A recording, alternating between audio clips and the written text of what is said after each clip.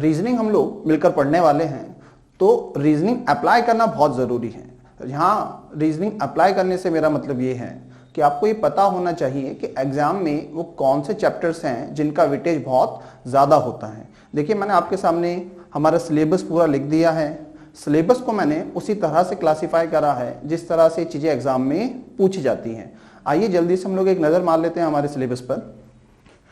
Coding decoding, inequalities, syllogism, Hindi नाम न्याय निगमन, इसका हिंदी नाम इनइक्वालिटी का बनता है हमारा असमानताएं। कोडिंग डिकोडिंग ही लिखा हुआ मिलता है या कूट भाषा आप हिंदी में यूज कर सकते हैं। अगला है पजल और सिटिंग अरेंजमेंट। ये 5 एरियाज ऐसे हैं जिससे मैक्सिमम हिस्सा आपके एग्जाम का बनता है। अगर मैं प्री की एग्जाम की बात करूं तो देखिए 5 और 5 10, 10 और 5 15 पजल जो हैं लगभग 15 से 20 नंबर तक की पूछी जा सकती हैं। अभी पिछले साल में जो कुछ एग्जाम हुए हैं जैसे LIC का एग्जाम, तो उसमें पजल अकेला 25 नंबर तक पूछा गया था। अगर हम लोग थोड़ा बहुत मार्जिन लेके भी चलें तो आप ये मान के चलें कि इन 5 एरिया से लगभग 25 नंबर का पेपर आपका एग्जाम में बनने वाला है। ये वो एरियाज हैं बचे हुए जो हमारे लिए इक्वली इंपॉर्टेंट हैं, जो हमें उतने ही तरीके से पढ़ने हैं, उतने ही अच्छे तरीके से पढ़ने हैं।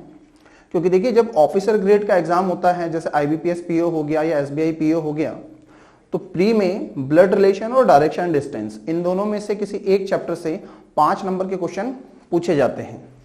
रैंकिंग का एक आधा क्वेश्चन हमें देखने को मिल सकता है। मशीन इनपुट आउटपुट जनरली हमारा मेंस के एग्जाम में ही आ रहा है।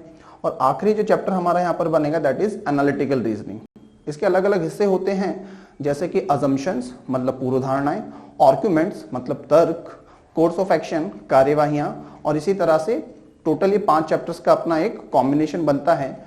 सिर्फ और सिर्फ मेंस के एग्जाम में यहाँ से क्वेश्चन पूछे जाते हैं। 5 से 10 क्वेश्चन आपके मेंस के एग्जाम में यहाँ पर बनते हैं। ये जो एरिया मैंने लिखा प्री में तो ये एज इट इज पूछा जाएगा, लेकिन जब मेंस का एग्जाम होगा तो इनमें से कहीं से भी किसी भी एरिया से हमारे क्वेश्चन बन सकते हैं।